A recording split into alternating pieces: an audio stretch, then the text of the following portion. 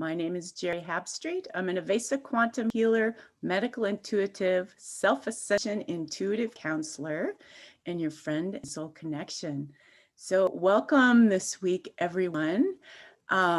This week is a spectacular week in that it's the week of coming into sacred union. It's a week of the mind becoming really, really active. So it's an opportunity for everyone to now free the mind. And as we step closer and closer into a sacred union experience with our soul, with our body, the mind freaks out a bit. For whatever reason, we come here to do this, but yet there's a part of us that has a really hard time with it, and the mind gets extremely active. And so I have a guest here today, Gabriel Cousens, who is a physician of the soul, a yogi, a rabbi, a spiritual warrior, and so many other things besides an author, who I think will be a great benefit to all of you who are going through this experience at this time. And before I welcome him in, I want to say welcome to everyone who's listening on Facebook, who's listening on Oneness Talk Radio and YouTube. Thank you for being here today. So welcome, Gabriel. Okay, Terry, thank you for having me. Absolutely. First of all, share what is a physician of the soul? In the context of being a holistic physician, what I see, and that's a person who looks at healing on physical, emotional, mental, and spiritual. What I see, and particularly today, people aren't so in touch with their souls. And when you're not really in touch with your soul, you're really not in touch with life and the passion of life. And so that's the level I work with, is helping people make contact with their soul again, and or if they're already in contact, to expand that contact so that in every moment of their life, the passion of the soul comes through into their everyday experience. So it's a passionate type of thing. It's not a theoretical type thing. Okay, so let's go back with you, because most people I know who are here at this time to hold the energy of awakening for the planet usually had to go through some trials and tribulations to get where they're at now. I don't know anyone who just said, I'm awake now, it was really easy. What is it like? What happened when you were maybe younger that you really knew there's something more there that really fed that desire to keep searching? So at the age of 1, I had TB. In 1943, TB was a death sentence. So I had to deal with the energy of death from basically almost birth. And it became a mystery and a challenge. And in my earlier times, a lot of the people in my family also died. And so it was a deep quest for me. What's the mystery of death? And that was my introduction to liberation. Mm-hmm. Because when you really get the mystery of death, and I didn't really get it till I was, get it, I intellectually knew things, till I was 33. And I received what we call Shaktipat, or spiritual awakening of the Kundalini energy. Western tradition, Ruach Kodesh, same concept. And I went into the nothing. I literally disappeared. And as I emerged again in consciousness, a little God voice rang out and said, there is no death for the self. The self is immortal. Now, it was the apperception, the direct experience of that really woke me up in a whole other level. But I had been searching for it since I was 1. So that's kind of was the starting point of my spiritual life. As I write my book, Into the Nothing, there it is. That was a starting point.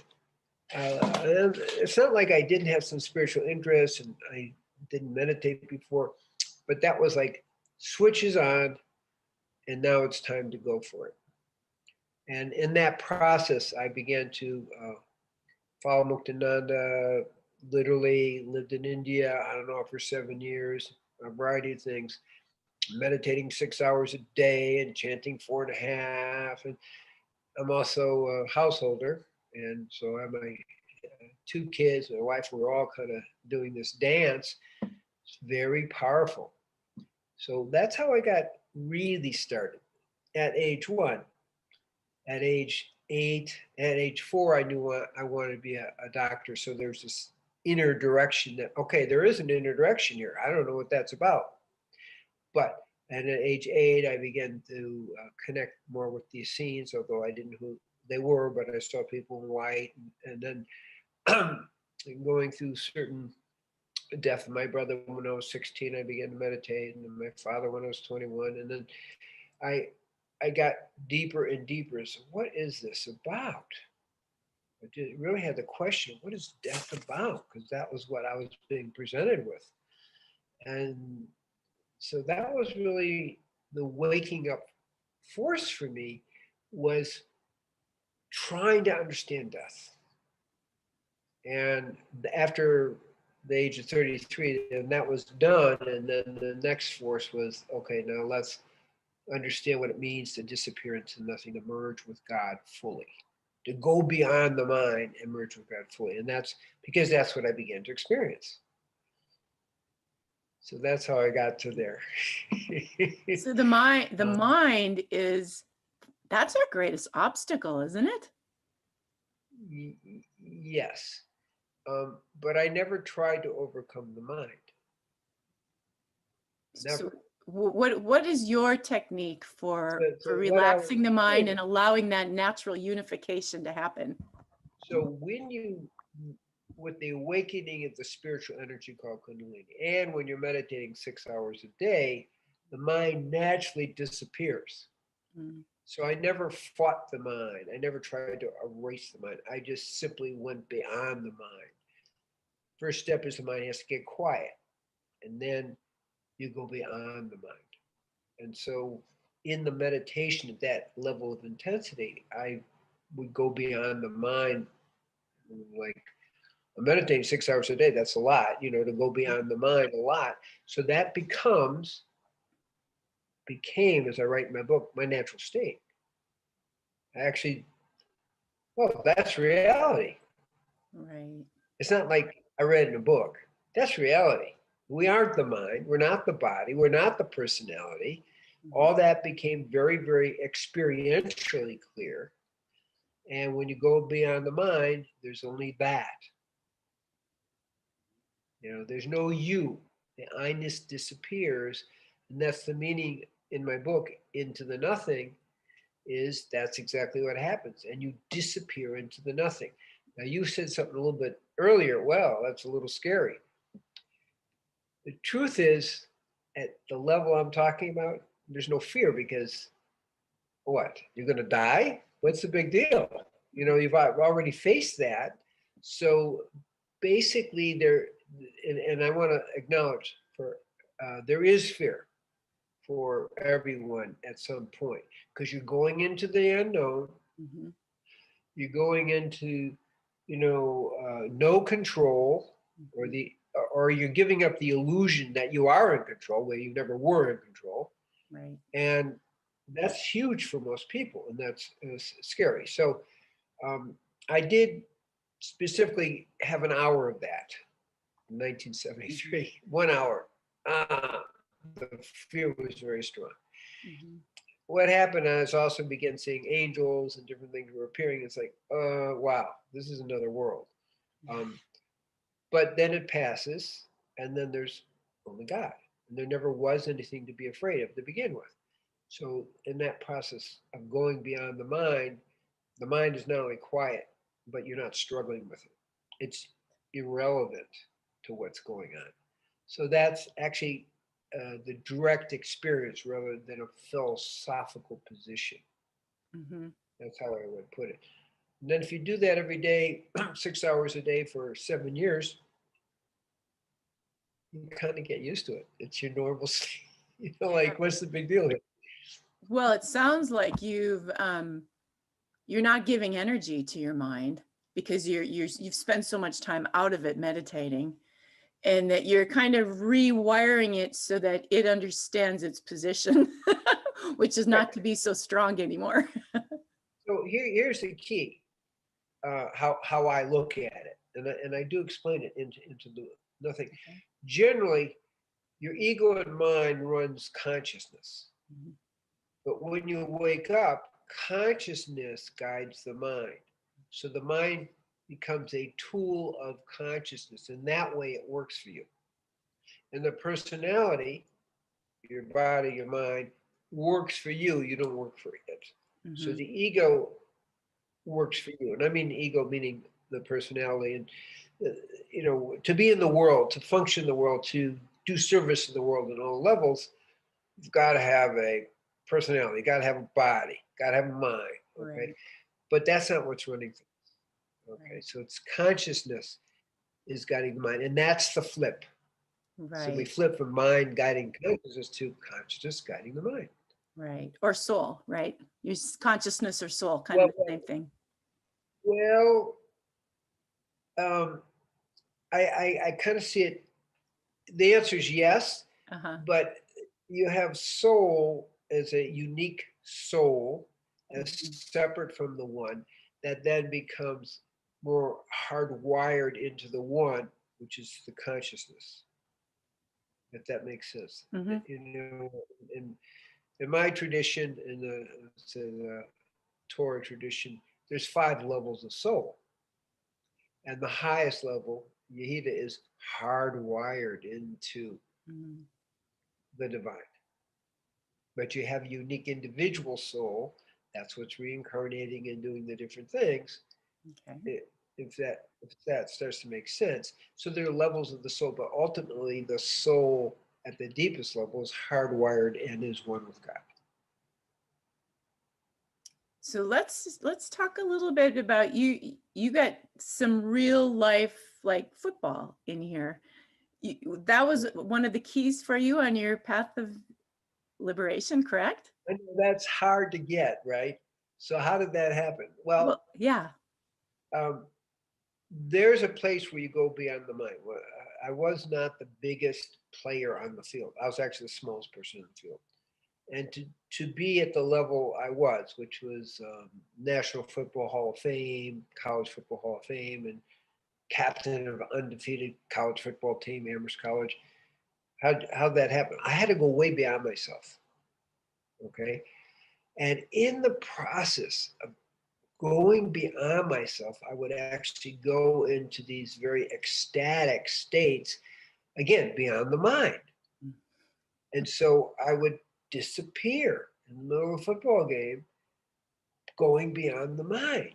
So that was actually my first taste of what I'm talking about, but a taste. Of course, football season ends. You graduate. Now what? How do you get there on a regular basis? And so that's kind of how that went. So football was my actual introduction because I so extremely exerted myself that I just had to go beyond normal consciousness to do what I was doing. That's So how so you're talking about on the field when you're playing, in order for you to do what you wanted to do, you had to go beyond your mind in during a game. absolutely. Okay. And beyond pain and beyond a bunch of things. Sure. Okay, I so mean, and yeah. the result was that even with years of meditation, I was able to have two abdominal operations for hernias without anesthetic. How do you do it? You go beyond the mind. Well, beyond the mind, there's no senses. So I like to test myself. So I thought that would be a good test. Yeah. But Yeah. that's what I mean by beyond the mind. Actually, I mean Right. beyond the mind. It's like you can't get a hernia operation be cut open, without anesthetic unless you are beyond the mind. Right. You know, it's, Absolutely. Yeah. No, this is such a good topic right now because our world outside of this topic is largely all engaged in the mind right now. It's all distraction energy and all totally the opposite. So I think there's a lot of people that are really wanting to free their mind and liberate it from all of that stuff. Well, I 100% agree. And I will say that my students, they get it. It's like, wait, this is really taking us in the wrong direction. Let's go back into the truth of who we are. Let's deepen our connection with our soul. And from that point, we can look at it, but it's out there. It's just the play out there. It has nothing to do with truth, nothing to do with reality. Right. So, yes, that's the answer, is that, but the meditation is a great preparation for being able to play with the outer events in a way that doesn't distract you from the truth. Mm-hmm. This is a real test for people, how not to get distracted from the truth while all this circus is going on. Yeah, well, what it is doing on a very cool level, it is causing people go, wait a minute, I know this is not my truth. I know there's more to me than what's being shown out there.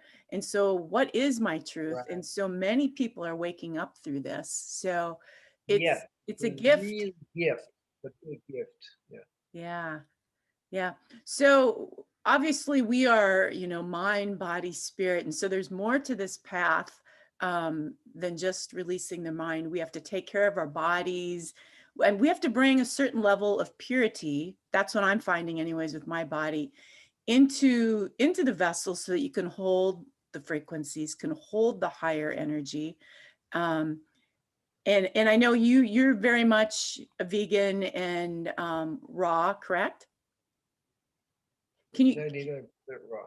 Yeah, can you share what your work is with cleansing, and how important it is to care for the vessel in the way that you do? Yeah. The approach I take is, how do we become a superconductor of the divine? Okay. And where I go with that is,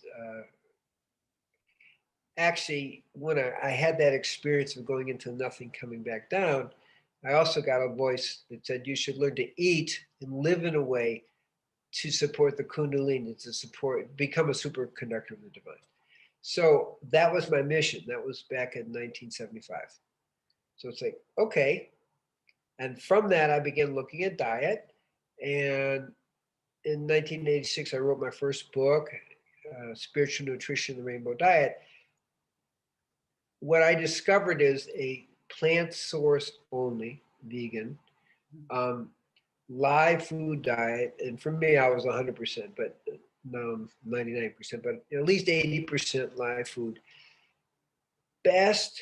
Is the best diet for becoming a superconductor. It naturally detoxes you, regenerates your organs, regenerates your body, and it really, your mind as well, in a variety of ways. Most of the people who I find who go on this diet naturally begin to meditate, and their minds are much more expanded. They're not dealing with the energy of death. So when you kill an animal, you're taking its pain and misery and suffering, and you take it into you and into your inner levels. Okay. And that blocks the flow of the spiritual energy. That's really what the teaching is. And that's what I've observed, really, is that I found when people, as a psychiatrist also, I got put in charge of helping people having trouble with the spiritual energy. It was too much for them. And it was very interesting because some of them began eating meat. I'm thinking, what? Why are they doing that? And then I got the answer. It slows the energy down. It's a sludge to the energy. Now, when you're getting too much energy, that's not a bad thing. But what I got from that is, okay, that's it. No meat, fish, chicken, or dairy, done, because it blocks the flow of the spiritual energy. I was getting this evidence in a backwards way, but it was like, okay. So that's why I came up with the diet of the live food. The live food has far more energy than food that's cooked. The when you cook food, you lose 50% of the protein and 60, 70% of the vitamins and minerals, and the phytonutrients up to 95%. So who needs to do that? So you can actually eat about half as much. Now, I actually only eat one meal a day, okay, except for a few goji berries in the morning. That's it. Okay, so that happens when you're on live food enough, because then you also begin to pull in energy directly from the sun.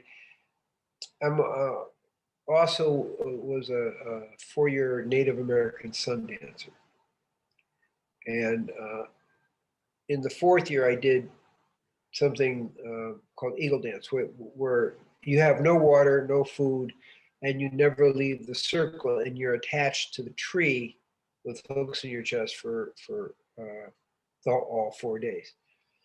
And I didn't get sunburned. And I'm out in the field. I was the only one. And now my skin's a little lighter, but they were Native Americans and people from, they're getting sunburned. What's going on? But what I realized is that because of my live food diet, not only did I have more energy to do what I was really the only one to be able to do what I did, but I was eating the light of the sun. It was literally coming into me and energizing me directly. And so it's like, oh my goodness, because when you really go with the live food, and mostly when I live food, I'm talking about leafy greens, nuts and seeds. I'm not talking, beans or anything cooked like that. So you literally become, you really eat the sun.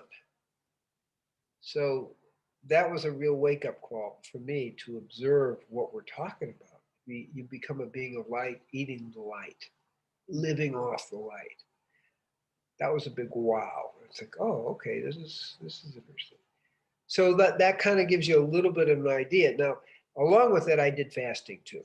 In 1983, I did a 40-day fast, and then, but basically, I fast even now 7 days twice a year. We run spiritual fasting retreats where you're meditating and fasting and doing what we do called tri-yoga, kind of yoga, and that whole process goes on. But so I've been fasting 7 days twice a year since the 80s. And every time you fast, you're clearing more and more toxins. You don't have to do it in one big hurry. It doesn't even work that way. It just, what I found is 7 days is enough to go through the whole cycle and get that cleansing on a very deep level. So that's the answer to the cleansing. So you have a live food diet, which is cleansing, and then you're meditating, fasting twice a year that way. So that was that part of it. But in addition, I also do pranayama, which I do 6 days a week, and I do the yoga asanas. I love to dance. I do a lot of sacred dance. I love dancing. And service and charity, because that opens your heart and has you feel connected to others. So I have over 100 programs, mostly diabetes prevention and organic veganic farming programs all over the world. And then a variety of other programs. And then it's good to have a spiritual teacher. And we may think we know it all, but it isn't the way it works. And people who've gone before you have already fallen in all the holes. They know where you get in trouble. And so having a spiritual teacher who can kind of really see the depth of where you are is very, very important. Meditating as much as possible. For me, meditation is like food. That's how I really get my energy. Okay. And the activation of the Kundalini or spiritual energy that I've talked about. Those are the real food and the whole secret to the evolution. The result is you naturally create a quiet mind. You're not even thinking about it. I'm joking. You're not even thinking about it. You're not thinking. Done. And it's just naturally happens. So I call it in my book the path of holistic liberation. Like you're doing all these things. Now I want to get back to the soul question for a second. Okay. Because in the Torah tradition, or Kabbalistic tradition, there's 5 levels of soul. So nefesh is your physical, the soul of your physical body. Okay. The Yitzhara is the soul of your astral plane body. Your individual soul, neshama, is that. And then you have Haya, which is your soul that connects you to all souls. And Yehida, the 5th level, it connects you, hardwires you into God. So we're like complex beings with levels of soul. And the whole idea is to heal on every level of the soul in the evolution process of the liberation. So it's just another way of saying it. I mean, it's soul, but it's the levels of the soul too. Okay. So I know there's a lot of, focus on Kundalini yoga and Kundalini period for a number of reasons. And a lot of people awaken it in different ways. So and I think some people awaken partly and then they don't fully awaken to it, or they lose it, or something like that happens. So what is your experience with that, or your knowing, or how did you get your awakening through that way? Well, the traditional way, my tradition, which is yogic tradition, okay, is through Shaktipat, where the person who's awake gives you the touch and in the right context. It's a meditation hall and all that. Usually, here, third eye, something like that, and that transmission of energy comes in. Okay. It's also, incidentally, very much in the biblical tradition. It took me a while to figure that one out, but it's clearly there. So, but the point I'm making is it's a transmission of spiritual energy. And if you're ready, it can awaken that latent potential spiritual energy in you, which in different traditions is labeled different things. We call it the Holy Spirit, we call it Kundalini, but it's a latent energy that's waiting to be activated. And in our tradition, mostly by touch, but also by look, by breath. So I'm actually doing this over the internet through the eyes. I'm surprised, but it works. Okay, but so those are the ways: by look, by touch, by breath, by sound, all can awaken that. Now, if we just use the term spiritual energy, we get away from this, calling it Kundalini, if you see what I mean, because that is kind of one tradition. In the Torah tradition, we call it the Ruach HaKodesh. And, in Africa, they have other names. You follow what I'm saying? The energy's there. Right. And that is the beginning, not the end, the beginning of the next level of spiritual evolvement that can take you to liberation. Now, the point you're making, and I think it's a point people don't quite really get, is it actually is a spiritual responsibility. When the Kundalini is awakened, one needs to feed it. One needs to do all these things to keep it unfolding. And I have seen people who didn't do that,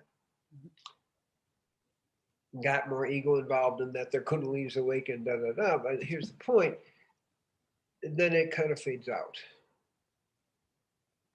And that's really, a sad one. Now, I've had a variety of people come to me because in my tradition, I've been empowered by Swami Muktananda to be a person to awaken this Kundalini. Okay, so we try to reactivate them. But the point I'm making is, you just wasted a huge gift. It's like, hey, take it seriously. It isn't some kind of energetic game. This is really important.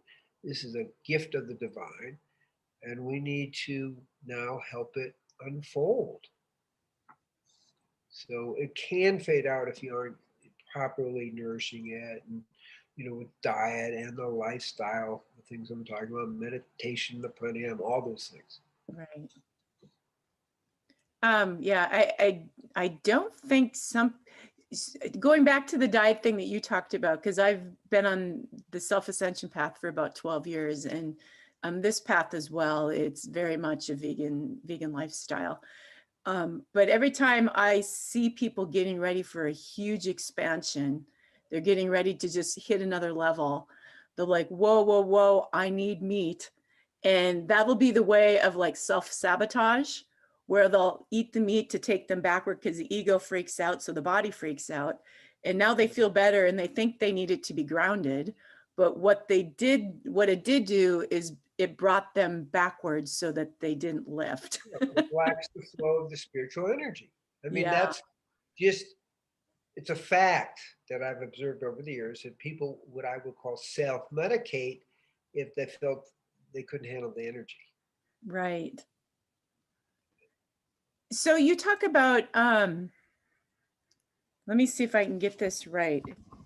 The sevenfold piece, what is that? Well, I'm also connected with the Essenes, and have visited Qumran many, many times here in Israel, which was one of the Essene sites. And gone in the Jordan River where John the Baptist and Jesus went in. There's a place. And the Essenes had sites all over. But getting back to your question is that the Essenes were I would call them the ecstatic prophets of the desert. Okay. And I, even when I was 8 years old, I was having visions of them. So it's let's say the most mystical part in the Torah traditions of a whole way of life. And what they did is they separated themselves from the outer society so they could focus on their spiritual life, and they meditated and they worked, and they also did dancing and singing, so that is who they were. Now, one thing that most people don't know or don't quite get is in Qumran, it was like an ashram, so to speak. It was just for men, but up in other areas, the Essene families existed. Okay, and so there were Essene families in different places. Sea of Galilee, where Jesus was, born. I mean, grew up, and so we have a mix of that idea of the celibate scene. It's like you're going to, not these days college, but in Indian traditions, there's a time when you're supposed to be celibate as in your teenage years and so forth, as part of your spiritual path. And then you can have families, or you can do this, but there's a maturity that has to happen. So that was is my connection with the Essenes. I've researched it pretty deeply, and that would be what I would say is that connection. And now that archetypical energy has gone into different spiritual movements. Like you mentioned in your movement, there was some interest in the Essene energy, but it has to do with that purity of heart and purity of body, purity of mind. It's kind of that archetypical energy to do that. And to me, that's a very important part that's needed to kind of elevate on the spiritual life. You need that kind of, those levels of purity and ethics and service and really lifestyle. Did that answer the question there? Yep. You talk about sacred relationships also being a very important aspect to awakening. So can you talk a little bit about that? I could talk a lot about it, but I bet you can. So there are different paths. In the East, we have more of the cave dwelling kind of thing where you're by yourself. But in the West, the energy is more of relationship as a spiritual path. And when I marry a couple, I'll make a very clear point that you are now beginning a spiritual path. and your interactions and the way you treat each other and the issues that come up are all empowerments for you to awaken spiritually. And parents that say, "Oh, I got too many kids. I got this. I don't have time for spiritual life." No, your family is your spiritual life, because your kids, they give you lots of lessons. Relationship, got a lot of lessons. So in a way, it's almost more intense if you take the attitude that relationship, the sacred relationship, is there for your spiritual growth. That's the key. It's Right. how the world is as you see it, or as you live the belief. So everything, as I point out, into the nothing is how do we use what's happening to grow spiritually. So sacred relationships is a very, very powerful path if we choose to take it as a spiritual path. Mhm. Okay, and raising kids and having kids, that's a spiritual path if we choose to take it that way. Right. So that's the key. So I see that now what happens in sacred relations is it does intensify the awakening process at the emotional, psychological level, because it forces you to deal with your family of origin issues, your own intrapsychic issues. Everything comes up. If you're seriously involved in a relationship, everything comes up to you. Mhm. And that's the beauty of it. It's almost more of an amplification for spiritual life, because it's two people amplifying all their stuff. Mhm. So I see that sacred relations is a very clear spiritual path. And so I'm not talking tantra sexual things. I am talking about the psycho-emotional interactions that help clear up family of origin issues, Mhm. as well as your own intrapsychic issues. So it's a huge opportunity for purification. Sure. Well, once you realize that everything in your outer experience is a mirror, right? Yes. And you stop blaming the things that happen to you and you take responsibility and went, wait a minute, I created this. Okay, so Right. what part of me do I have to go back and unwind? That's right. Then everything in life becomes a sacred relationship because you're constantly being reflected what needs to be looked at and loved more, really. Absolutely. All creation's there for our spiritual growth. Everything we do is a gift from God to help us wake up spiritually. But sacred relations kind of intensifies it a little bit more. Well, and you're not talking about a relationship, right? You're talking more about a sacred partnership. Because I think there's karmic relationships, like people that we just need to come and have some healing with, and they're here to help us do that. And then there's people who are our absolute, maybe the other half of our soul, or maybe, someone that's a true soul partner. Is that what you're talking about? Or maybe you have different wording for this? No, not so different. So you have karmic relationships, so you come together, you either a task or to interact, so you grow spiritually, just like you said. Mhm. And then you also have what I'm going to call soulmates, but soulmates has different meanings. Right. Okay, um, some only are coming together to wake each other up spiritually, Mhm. and to bring people to each other to liberation.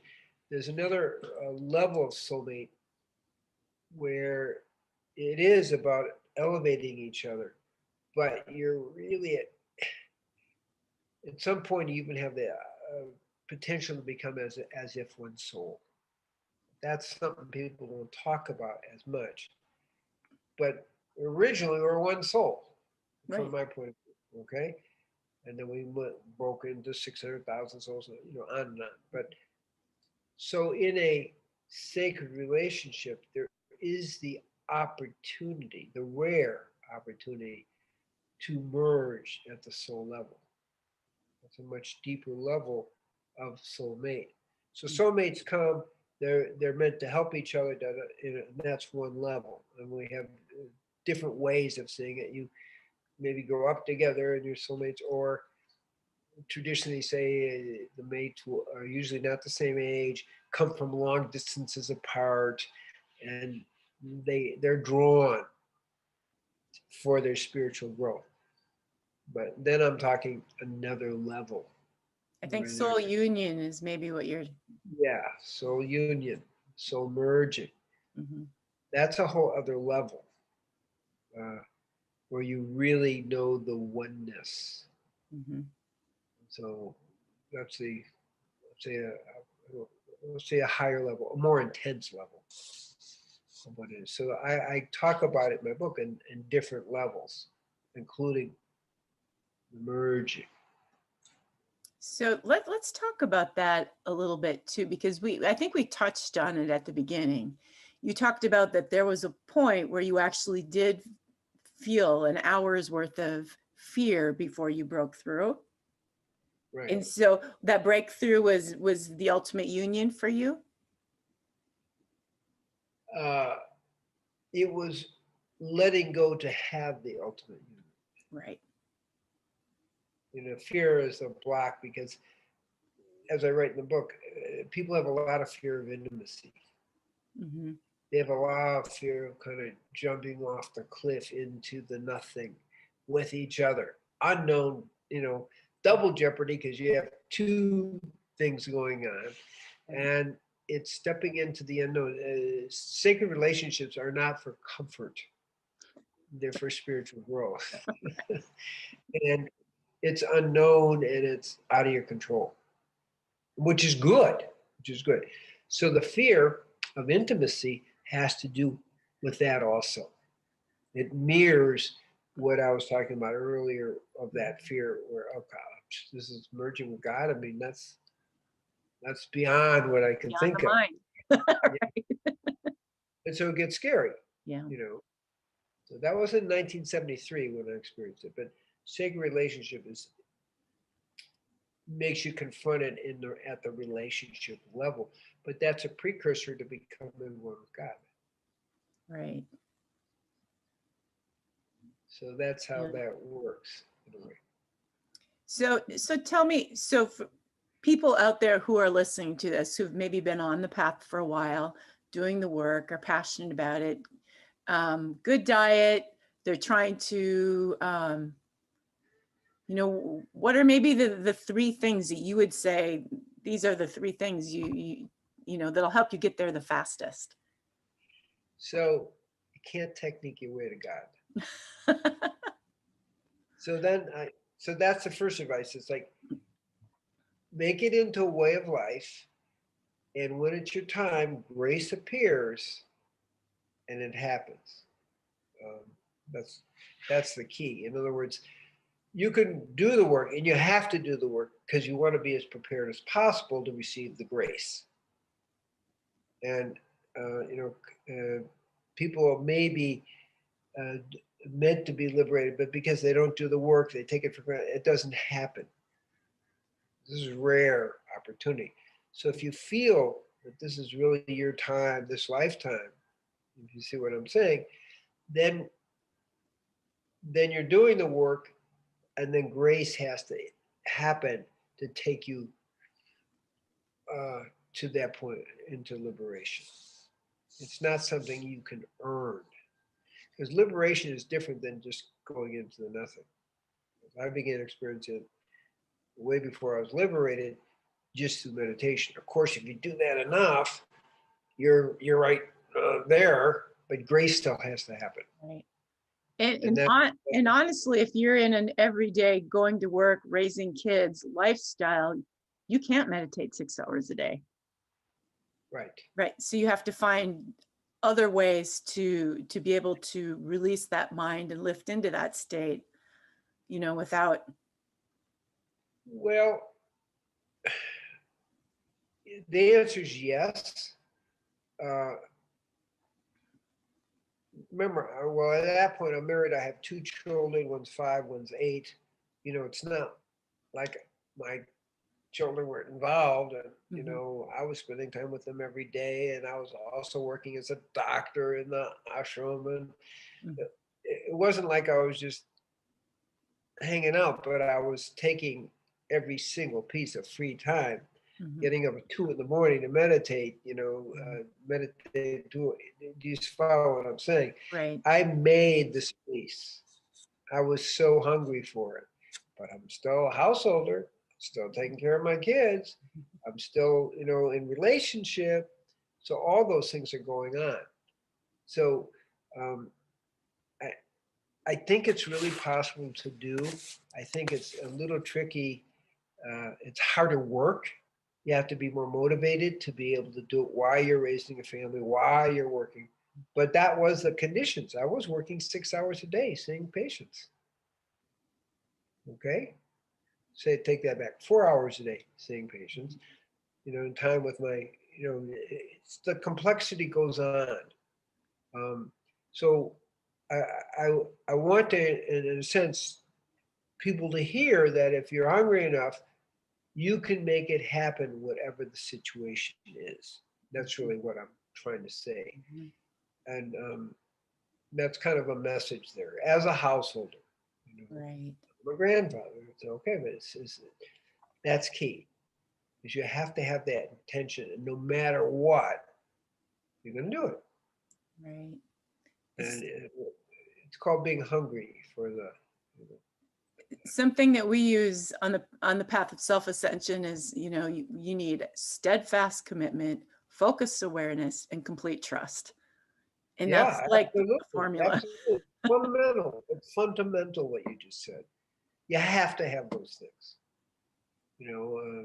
The persistence has to be there. That desire. I talk about the urge for God. Okay, the divine urge. That's what I talk about in my book, Into the Nothing. It's just that divine urge is driving me. I wrote a bunch of poems about it. I have a lot of poetry in there too, because to me it's very romantic, very passionate. It's like it's a whole thing. It's not like work. It is. It was a. It was and is for me a very passionate, romantic way of living. Now, not everybody thinks about spiritual life that way, but I'm giving that as a model. It was just ecstatic, joyful, turned on the whole time. That's why the word passion is important. Mhm. It's like, whoa, passion for God. In life, everything is passionate. Relationships are passionate. Doing your service is passionate. It's like, ah. So that's kind of what I'm saying. So everything we use, we apply that passion happens. The passion for God, passion for whatever you're doing. So it's a turned on way of being, Mhm. whatever your situation is. And that's, to me, really a key to the spiritual life. And I call it spiritual joy. Uh, if people, there's a danger. You can work so hard that you lose your passion. That happens to people. It's like, wait, you want to keep your passion. You want to keep your spiritual joy. And then, it all happens. So there's a balance people have to have. Um, and if you lose that balance, then you kind of lose your spiritual energy in that Mhm. way. And that definitely happens to people. Yeah, balance is extremely important, especially in a world right now that's so out of balance that it's really important to keep that, to be able to walk away from the work or whatever it is and do the things that nourish Yeah, the body, the mind, and the yeah, soul. yeah. And so that's all the play. Okay, the advantage of a householder is they have to be able to do that to be successful in the spiritual life. When you just live in a cave, you don't have that kind of pressure. That's why I think the householder path is, in certain ways, a more powerful way Absolutely. because Well, you're put under these pressures. Yeah. and I think this is meant for all of us right now. I think we're not meant to be going in caves. We're meant to be fully awake out in the world, helping other people remember who they are with our presence, so that now we live in a society of people that are, infinitely compassionate, present, in passion, and remember who they are. Right. Exactly. And you're not doing that in a cave. I mean, and there's value to the people that have, because they held that energy and that opportunity open for the rest of us. So That's right. But now it's a time, not only for us, but to create, like I'm going to say, an awakened global mind. yeah. And I think that's coming. It's we have certain world meditations, and we literally affect the global mind. We literally decrease sunspots, when we're meditating on the planet, Yes. when everybody's doing that together. So it's like, Mm-hmm. it's key. We have the ability to affect the world and the consciousness of the world. Mm-hmm. The dark forces are wanting to do just the opposite. And if you give that attention, which is what people are doing right now, it's like, wait, you're missing the point. Mm-hmm. Focus on the truth of who you are. Mm-hmm. The light will shine and everything will come back into balance. Right. That's why we need more media attention on us, right? We need they've got so much power because they've got all this media focused, and everyone's, addicted to the drama, basically.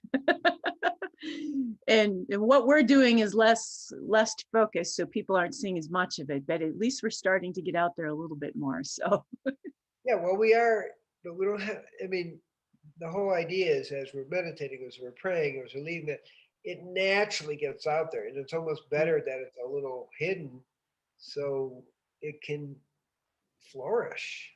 It's the right, other side of thinking about it. right. Not that we're hiding under a barrel somewhere, but we're doing it in a quiet way that helps awaken people, helps inspire people to know the divine. Mm-hmm. So is there a few more things? We maybe have 5-6 minutes left. Is there a few more things about the book or what you do that you would really like to share with the listeners? Well, Into the Nothing it's a holistic way of life that takes you to liberation.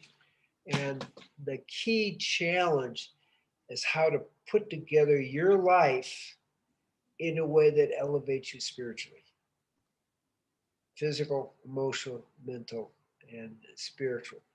And everybody's a little different. Everybody needs a slightly different combination of things.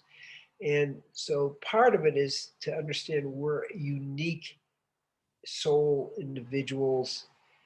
There's a general path. Everybody should generally meditate and generally do this, but we're also unique.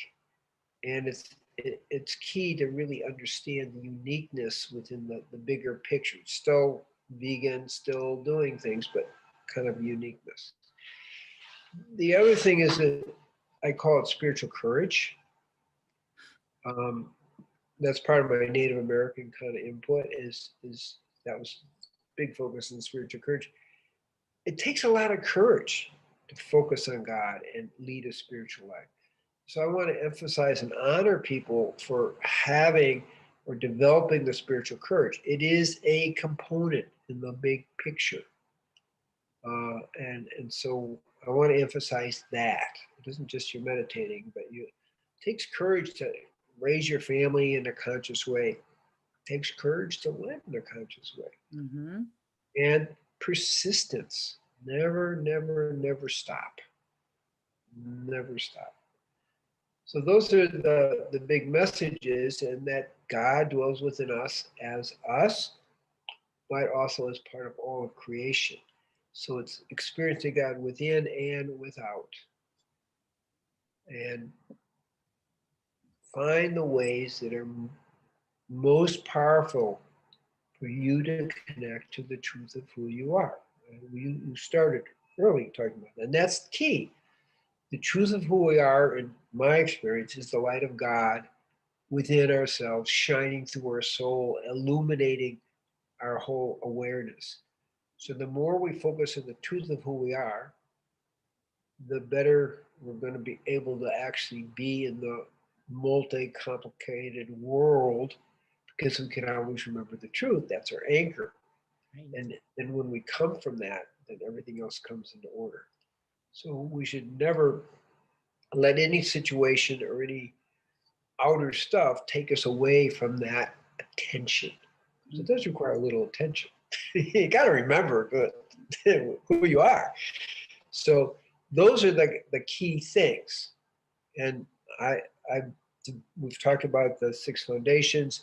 You actually asked me about the 7-fold peace, which is more of an Essene thing, and that's peace with the body, which we've talked about. For me, I'm doing yoga every day. I'm up to 1,200 push-ups every few days. I mean, okay.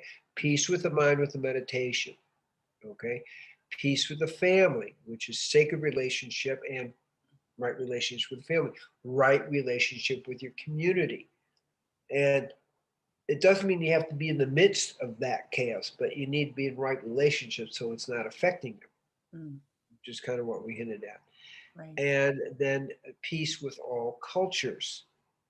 And the Native American would say, Omatakioasin. What does that mean?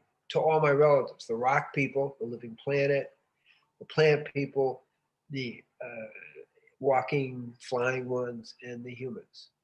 Okay? Peace with all cultures and all human cultures. And then we have peace with the living ecology. So for me, I don't consider myself an ecologist. I feel myself one with the living planet. I'm not separate from that.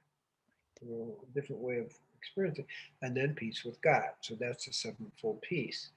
When we have all those in alignment, it brings us in this total harmony with every dimension of our life. So the 6 foundations are more the inner development in a way, and the 7-fold peace is a little bit more outer related, connecting those things. So that's a way of life. So to me, it's important not to see these as spiritual practices, but as a normal, natural way of life, holistic, I'm going to call it, way of life that helps you wake up. Right. And then we have to look at that and say to ourselves, is this helping me wake up? To make sure you're on track. Right. So can you we have just a few seconds here left. Tell everyone where they can find your book. Right. Or find you. Okay. Those are good questions. Thank you. Both places. You go to drcousens.com and you can find the book, order it. You can get it most everywhere. The second thing is when you go to drcousens.com, it has the different workshops and things I'm doing. We have bi-yearly fasting, spiritual fasting, meditative retreat. We do that over the internet now, but it's okay. I teach a course in the yoga of the mind, jnana yoga, to get rid of dissolve the thought forms of the mind. So we have a clear mind. We have a monthly meditation retreat. And so those are the kind of courses that we have, the meditation retreats, the fasting retreats. And then I also have a new thing I've started called Alive with Dr. Gabriel, where people can come and kind of really get more involved in spiritual life. And then we also have the Tree of Life community, which schedules and has everything everybody wants, and all my tapes and videos and all that stuff for the last 40 years. And that's all there too. And then we also have what we call the Shakti space, where people who are really more committed are, can create a fellowship for themselves. So you're not isolated and alone. So all that is found at drcousens.com as a kind of a gateway of things. And all the schedules, all the workshops are there, and our weekly schedules and our monthly schedules and yearly schedules, all that's there. So that's the place to go, drcousens.com, and then you can kind of go in the different directions. Okay, and we'll have the links below too if you're watching this on Facebook or YouTube. So, okay, well, we are at the end, but thank you everyone for listening today. And thank you, Gabriel. Thank you. And thank you, Terry. And may you be blessed. Everybody who's listening be blessed, and your whole movement be blessed, that you continue to do such great work in uplifting the consciousness of humanity. Ah, thank you. Okay.